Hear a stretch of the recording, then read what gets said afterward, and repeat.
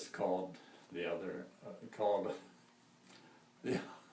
the doctor's office called me about an hour or two ago. They said they had some news from my last test that they thought I ought to know. The report that came back from the lab had facts they couldn't hide, and very soon I might be crossing that great divide. Now that little bit of news was kind of sobering, I admit. Kind of set my heart to pounding, made my mouth too dry to spit. So I'm sitting here reflecting while the impact's soaking in, and I guess that's why you noticed as you approached I didn't grin. But don't think I'm just pouting and feeling sorry for myself. The time comes for everybody to be put back on the shelf. So I'm just sitting here and thinking about what the doctor had to say, and knowing in a little while they'll be putting me away. You see, these pains that I've been having ain't no ulcer after all. I've got a tumor on my insides about as big as a tennis ball. They said it's been there for a while. Don't see how they could have missed it, but it's growing pretty fast now. There's no way that they can fix it. Oh yeah, they said an operation might slow it down a while, but that wouldn't change the end result. Might not even add a mile to what's remaining of my journey as I travel through this life.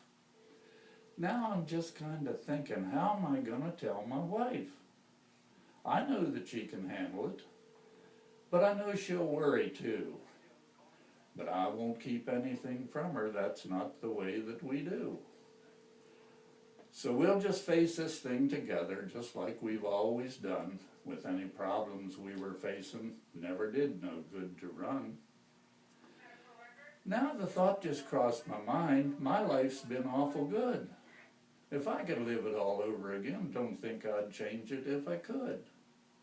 If I was traveling down this same road and knew exactly where to look for all the pitfalls I'd be facing, I don't think I'd straighten out a crook.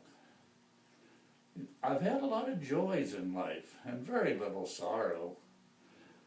And if I don't think I'd have missed much if I'd up and die tomorrow. My kids have always made me proud. My wife has never shamed me. And though I could have done more for them, I don't think they ever blamed me. Well, I'd like to enjoy my grandkids for just a little longer. Seems every time I see them, my love keeps growing stronger. I'll tell you what, there's something else, and I know that I'll be proud to watch them journey through this life when I'm up there on my cloud. I think I'll sell that colt I'm breaking at the horse sale in the spring. I don't think I'll be riding him then, and we could use the price he'll bring to help to pay expenses that have started piling up.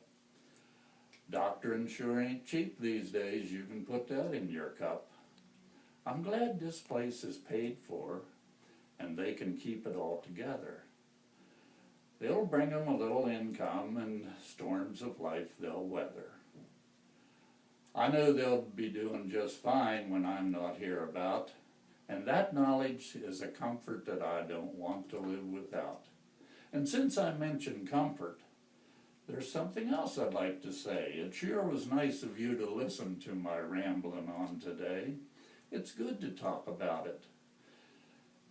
And so I want to thank you for your time. The hill don't seem so steep now that I'm starting in decline. Truth is, I've got a better picture of what it is I'm facing. I've got a peaceful calmness in my heart. My mind's no longer racing. Answer 191, Dr. Allegretti. My mind's Dr. no Tracy longer Degree, racing. Answer About all the 191, doubts and Dr. dreads and Allegretti. fears and dim uncharted courses. So Lord, if you'll excuse me now, I have to feed the horses. Oh my God. That is beautiful. How did that was amazing.